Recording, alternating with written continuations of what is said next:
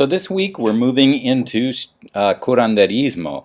We've studied shamanism in its many different forms, and we remember that shamanism seems to have developed with different hunting and gathering groups around the world as humans evolved into being the fully modern humans that we are today. And so these were cultures that were not agriculturalists. They were people who were hunting and gathering, getting everything they needed from the earth. And that's the context in which shamanism developed. Then, after the advent of agriculture, domestication of animals, around 10,000 years ago, what we sometimes call food production, where people started settling into cities, living in cities, and little by little we see the development of some of the pantheistic religions, like the Greek and Roman religions with many gods, and then eventually monotheistic religions like Islam, Christianity, Judaism, some of the great religions that are still with us today. And along with these religions came also the advent of writing systems. And so rather than having many different types of rituals and ceremonies passed on only through oral tradition, we start seeing sacred texts being developed.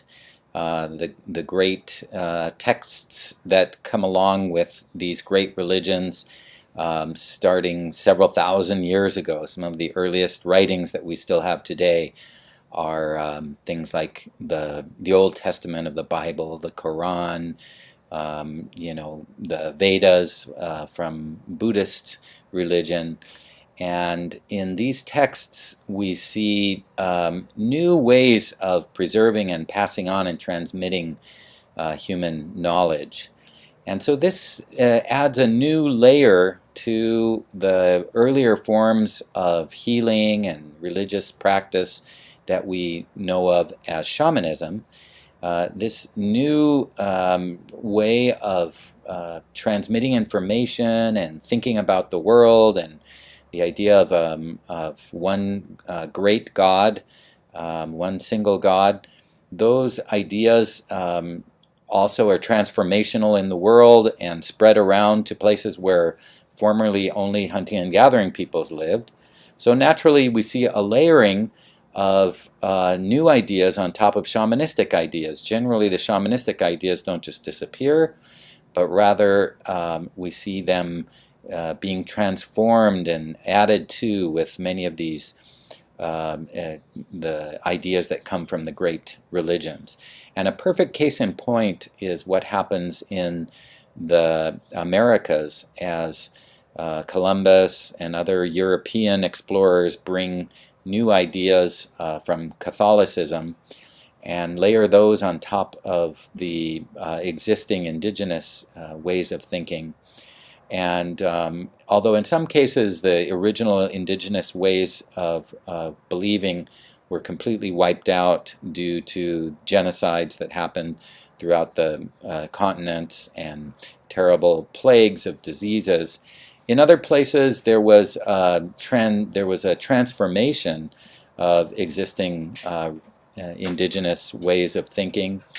And so we start to see what we now call Curanderismo, this amazing shamanistic base with layers and layers of Catholicism on top of that. So when you watch the curanderos in the film that you'll watch this week, and when you're reading about it, think about how much many of those ideas from religions like Catholicism start to impact the shamanistic basis of many of these healing systems. So we'll see prayers being said in Spanish rather than in indigenous languages. We see those prayers coming from books like the Bible, the Old Testament, the New Testament of the Bible, Catholic litanies. These are from Catholic traditions that go back, a couple of thousand years. And so it makes our study all that much more interesting. It's also interesting to think about how in the Americas, many of the people who were coming to the Americas early on with the Spanish were descendants of Moors. These are people from northern Africa, the Middle East, and they brought with them many of their beliefs, folk beliefs.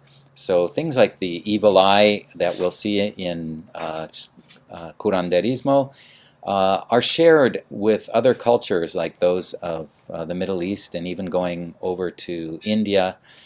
So surely there's a lot of history of exchange of ideas and even things like artifacts and sharing, whatever works for people that helps them heal. So keep that in mind as we move into this new section on curanderismo. Hope you enjoy it.